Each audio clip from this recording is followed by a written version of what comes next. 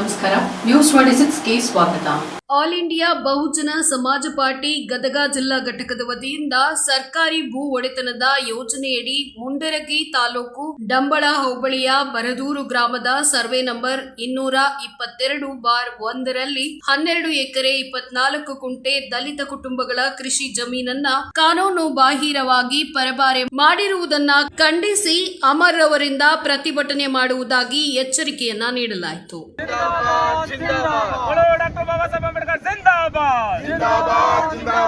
ದಲಿತರ ಭೂಮಿಯನ್ನು ಕಸಿದುಕೊಂಡಿರುವ ರಾಜ್ಯ ಸರ್ಕಾರಕ್ಕೆ ಧಿಕ್ಕಾರ.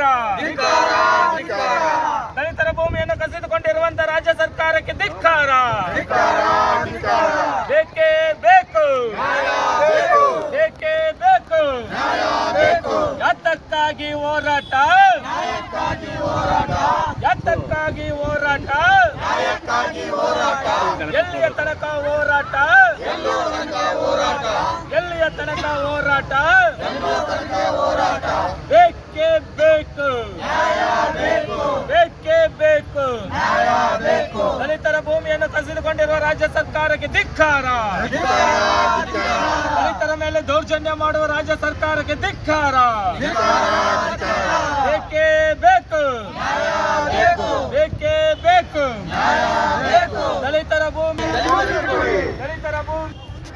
ದಲಿತರ ಭೂಮಿಯನ್ನು ಮರಳಿ ಪಡ್ಕೊಂಡಿರ್ತಕ್ಕಂಥ ರಾಜ್ಯ ಸರ್ಕಾರದ ದಲಿತ ವಿರೋಧಿ ನೀತಿಯನ್ನು ನಾವು ಉಗ್ರವಾಗಿ ಖಂಡಿಸುತ್ತೇವೆ.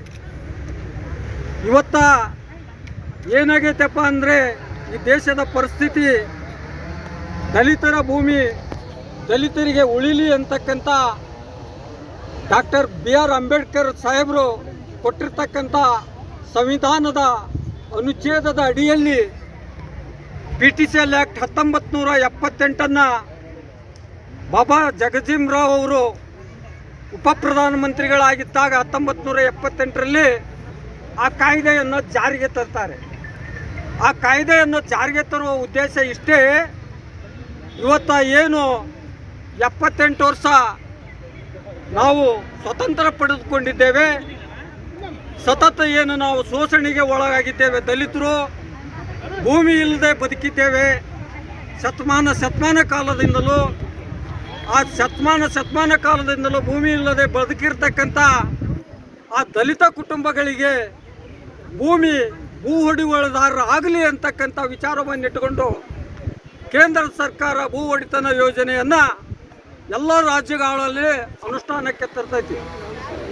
ಅನುಷ್ಠಾನಕ್ಕೆ ಹೇಗೆ ತರ್ತೈತಪ್ಪ ಅಂತಂದ್ರೆ ದ್ವಂದ್ವ ನೀತಿ ಒಳಗೆ ತರ್ತಾ ಇದೆ. ಅದನ್ನು ಹೆಂಗೆ ದ್ವಂದ್ವ ನೀತಿ ಒಳಗೆ ತರ್ತಾ ಇದೆ ಅಂದರೆ, ಡೈರೆಕ್ಟು ಭೂಮಿ ಬ್ಯಾಂಕಿಂಗ್ ಮಾಡಿಕೊಳ್ಳದೆ, ಸರ್ಕಾರ ಭೂಮಿ ಬ್ಯಾಂಕಿಂಗ್ ಮಾಡಿಕೊಳ್ಳದೆ ದಲಿತರ ಕೈಯಾಗ ಹಣ ಕೊಟ್ಟು ಆ ಭೂಮಿಯನ್ನು ಖರೀದಿ ಮಾಡಿಕೊಳ್ತಾ ಇದೆ.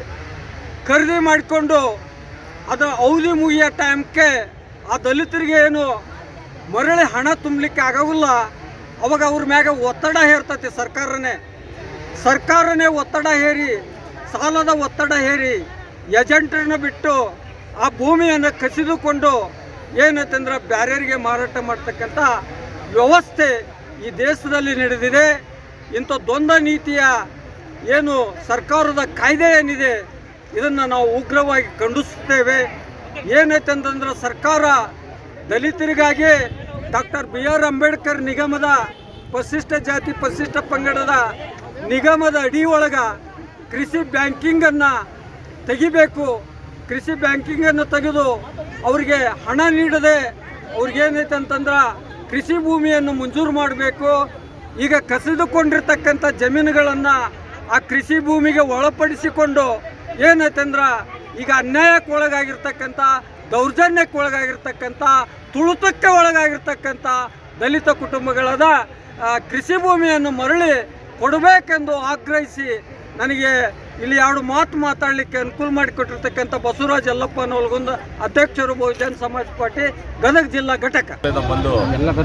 ದಲಿತರ ಭೂಮಿಯನ್ನು ಕಸಿದುಕೊಂಡಿರುವ ವಿರುದ್ಧವಾಗಿ ರಾಜ್ಯ ಸರ್ಕಾರದ ವಿರುದ್ಧವಾಗಿ ಬಸವರಾಜ್ ಅವರು ಆಗ ಅವರ ತಂಡದವರು ಬಂದು ಹೋರಾಟ ಮಾಡ್ತಾ ಇದ್ದಾರೆ.